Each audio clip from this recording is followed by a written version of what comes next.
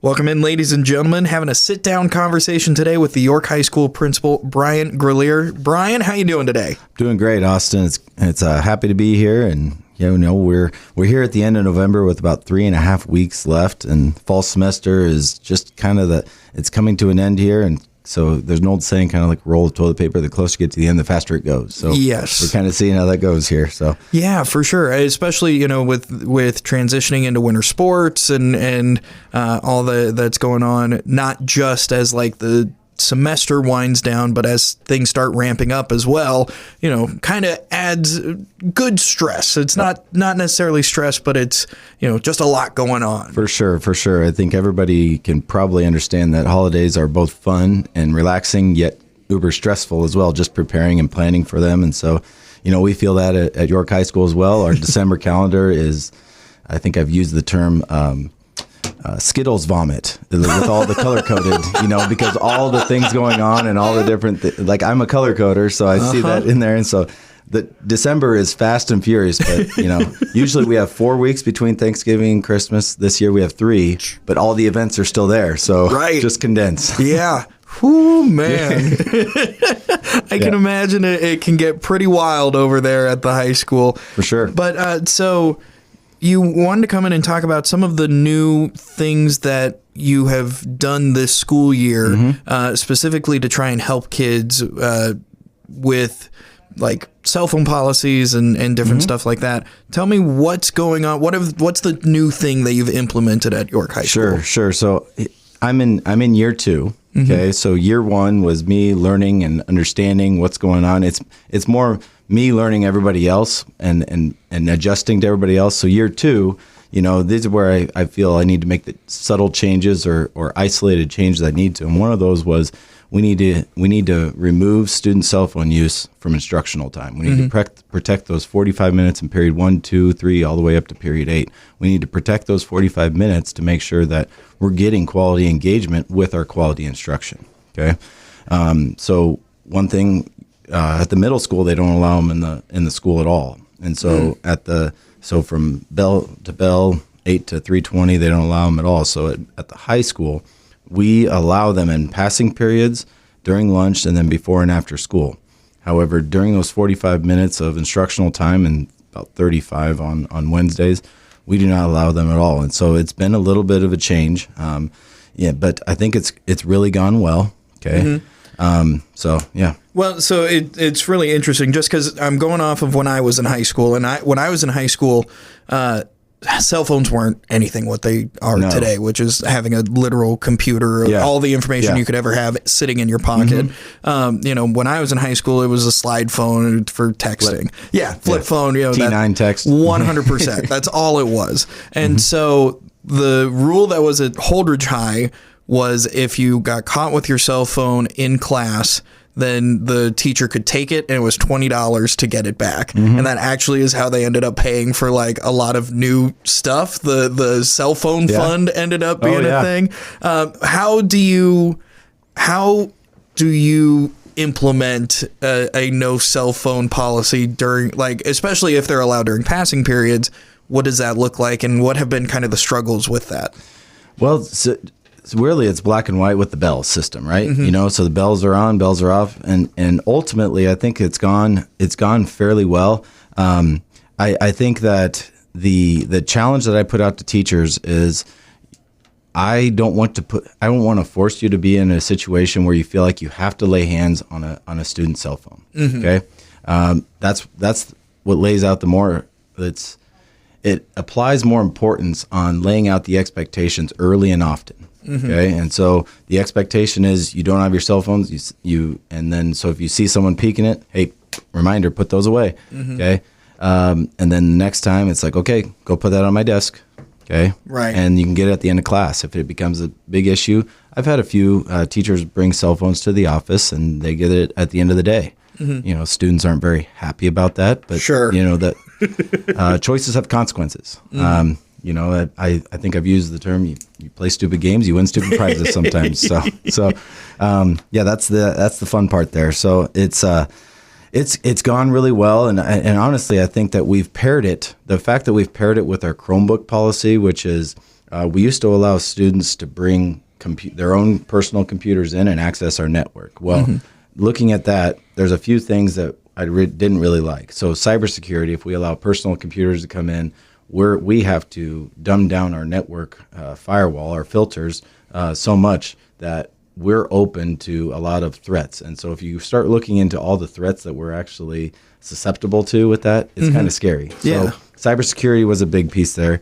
We also have the technology to be able to monitor whatever is going on in that student device. If it's a different thing, we can filter off certain non-educational sites. We can focus them in on just a test or a quiz.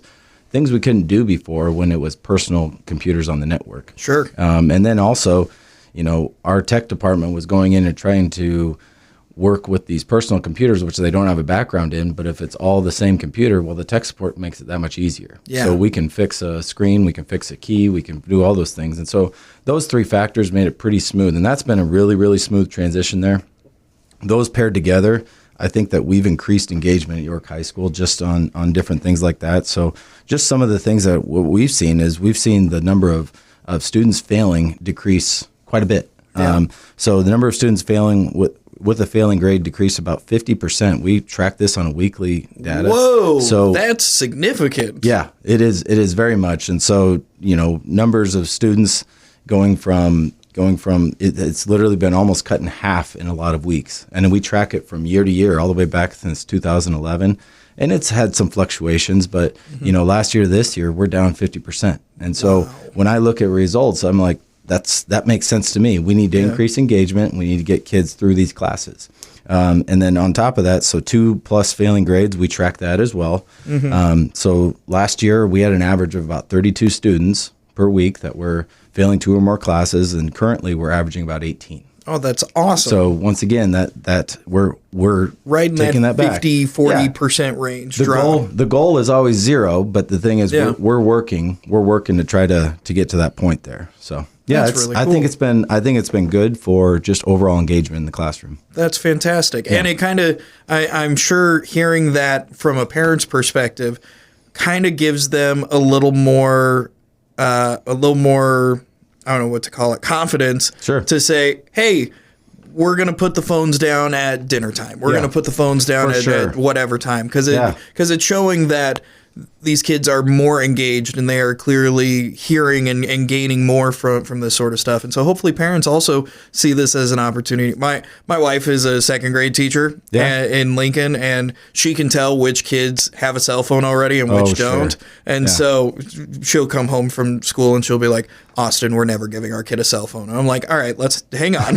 I understand what you're saying. We'll have the rules set in, blah, blah, blah. But very much so, my wife is on the no cell phone train. I really think that there's a lot of great things that phones can do. So I don't want to come off as anti-tech and back to the what is it, the stone and the chisel sort of thing. But I do think that it's important to understand that cell phones can do a lot of positive things. However, right now I think that controlling that use and a little bit there really helps people understand proper, responsible use of it. And then also, like you said, pairing it with the student Chromebook thing. So that way it doesn't feel like they're losing out on the ability to use technology in school, because that would cause, I can imagine that would cause riots. Yeah. So I have to use a book now? What is this? So my role, and ever since I got in here, so this is the way I view my role. My role is to eliminate any possible distraction between a student and a teacher. Okay. And there's oodles and oodles of distractions that occur, but I see these as 2 huge distractions in doing that, is making sure that if a teacher is teaching, the student is engaged. Yeah. And if the student is disengaged, distracted with a shiny object or whatever it may be, I was that student. If there was I was watching the clock, or if there was some sort of mirror that was glaring me in the eye, you bet I'm going to be disengaged. I'm going to be focused on those things. And so trying to eliminate anything that could possibly distract the student to increase that learning. For sure. Absolutely. And so, along with that, there has been a renewed, especially in the last couple of years, there's been a renewed focus on not just getting kids college ready, but getting kids career ready sure. as well. What kind of stuff has York High School been doing with that? Yeah, there's a lot of fun things on the horizon here. So I think I've gone on the radio in the past and talked about my 3 E's that I always have for our students. My goal is for students to accomplish one of 3 E's after they graduate, and so that's going to be enroll in a 4-year, 2-year institution, trade school, whatever that may be. So enroll, employ, or enlist. Okay? So find a career or go into the military, which is technically employing as well, but at the same it's time, a little bit of both. Yeah, it's column A, column B kind of situation. But it's the fact that we want to have students on pathways to careers. And so right now we have 84 students in our work study program, which is the ability to, if you get a job and you work 120 hours, you're able to gain 5 hours, which is basically a semester's worth class of elective credit. Oh, just nice. for working in the community. We have some students that are working as a para at the elementary, for example. So they log 120 hours, they get that paycheck, they turn in their hours, they get 5 hours of elective credit for being able to show up on time, stay off of their cell phones during work, Sure. And be a good employee and focus on just good job skills to be able to be reliable, dependable, all those things. I can probably go out and say this, that if Mr. Stash here didn't show up on time, he wouldn't have a job very long. Yeah, you're 100% right about that. Yeah. So we want students that have work skills to earn a living, build a career, and then the biggest thing there is contribute to society. Down the line here, how are we going to kind of leave our fingerprint on society? For sure. On the community. So there's some other fun things here. So the YPS Foundation it's a nonprofit 501c3 that really works at doing its best to support the schools in any way possible. It takes community donations, and so really the alum and the community of York, the alumni and the community of York really work to support this foundation. And so there's some fun news here. And so a few years back, a group of those community members within the foundation were formed to start a ground-level planning group for an agri-science center near York High School, kind of on the east side along Delaware. That was the goal. Okay, this was going to be a $4 million project. They didn't really have a timeline on it, but $4 million is a lot of money. Yeah, right? You can do a lot with that. Yeah. So what happened was about less than a year ago, in the last year, the Corteva property, which is over by the fairgrounds, it was their original R&D property. It came up for sale, and we started putting numbers together, and we thought, the foundation started looking at it and looking at that, saying, okay, we got this. We could check these boxes, these needs, these wants. And really, the thought there is we can potentially do this project for now $2 million. There you go. And so I'm not a mathematician, but I'm going to look at this, and I'm thinking, okay, I can check all the boxes and do it for half the price. I'm going to jump on it. Like, I may not be a math major, but I definitely can look at a budget and be like, I know what's right here. Exactly. So through the donated dollars from the York community, they're on track to purchase the Corteva property on the north side of town. And so what's kind of fun about this is there's buildings that are ready to go, just need to be kind of repurposed a little bit there. And so we're looking to really boost our food and crop science.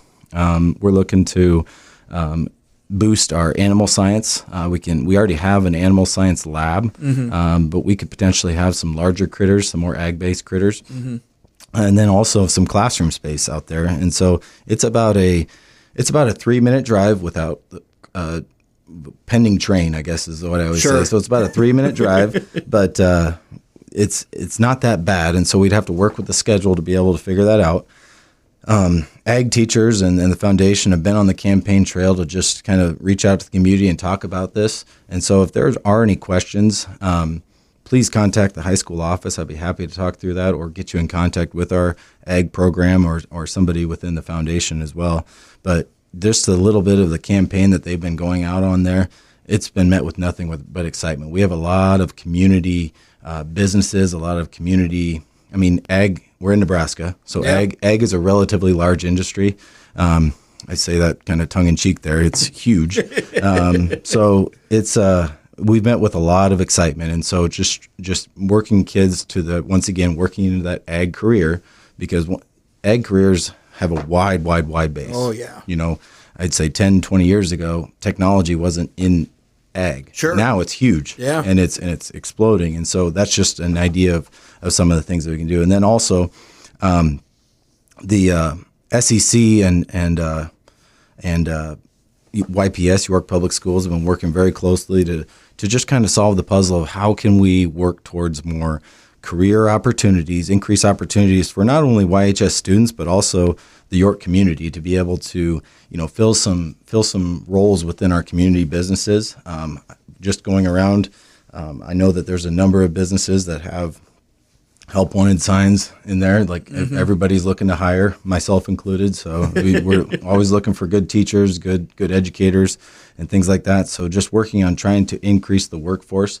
And these are quality careers, really quality careers that pay well. And once again, get back to the point of earn a living, build a career, and contribute to society. So it's a fun time to be at York High School because there's a lot of fun things on the horizon. Yeah, so. I talked to Melanie Wilkinson about that big Corteva spot, sure. And she was talking about how the people that are involved with the program, which, York High School has always been a leader in ag stuff and whatnot. But she was talking with some of the people that are involved in that and just how excited they were for sure about this could be this could be this classroom, this could be over here. And that's kind of the most fun of it all is how excited it is. Of course, students will take advantage of it when people who are putting it in front of them are so excited to do it.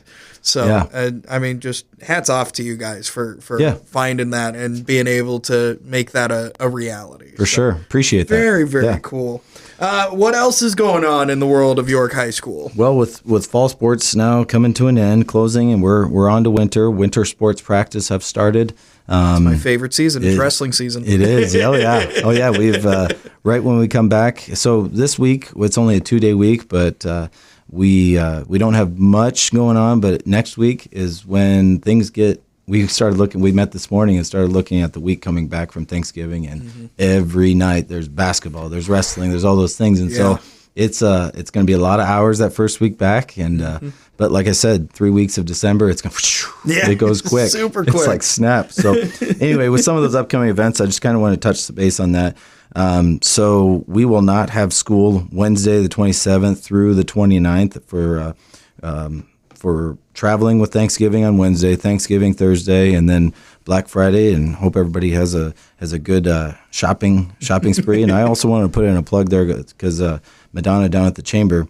So Small Business Saturday, absolutely, the 30th. So she came in and presented to our staff. She did a fantastic job about promoting some of the fun things that the Chamber's putting on. So that's one thing that I'm hoping to get involved in there. So it's a perfect place to take your family members that are in town for Thanksgiving. Absolutely. It's like, you've been in my house too long. Can we go somewhere else, please? Perfect. Go support the community. There Absolutely. You go. And then coming back here, we got an adjusted schedule. Our one-act performance. This will be a community performance. Miss Becky Stair, she always says this is the toughest performance because the kids perform in front of their classmates. And so we do that. We have a shortened schedule. We do it right at the end of the day and then dismiss them. And then they'll do their final performance there that night at 8 o'clock. So hopefully the community comes out. I've realized this pretty quick.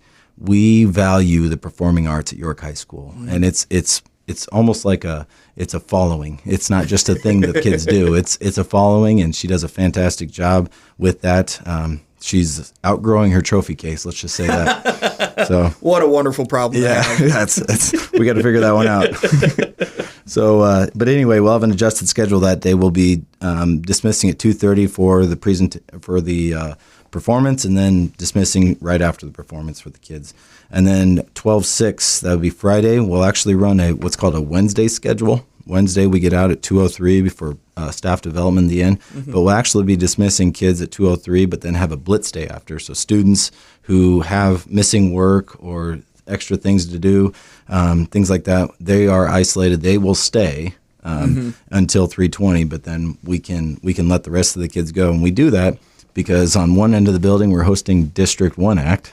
And then on the other end of the building, we're hosting girls wrestling. And so parking might be all the way over at the middle school. Yeah, very little there. So so that'll be a day we're just trying to thin out the crowd a little bit there. And then get through December. We have our final schedule starting on Tuesday the 17th and running through the 20th with that noon dismissal. And then we return January 6th in the new year. Back at it, 2025. 2025 around the corner. So I do hope all of our listeners and Duke Nation has a fun and safe Thanksgiving. And hope you all enjoy the holiday seasons. And if I don't see you before then, Merry Christmas as well. Go Dukes. Absolutely. Go Dukes. Brian Gralheer, the York High School principal, thanks for stopping in and giving us the rundown. Yeah, absolutely. Thank you.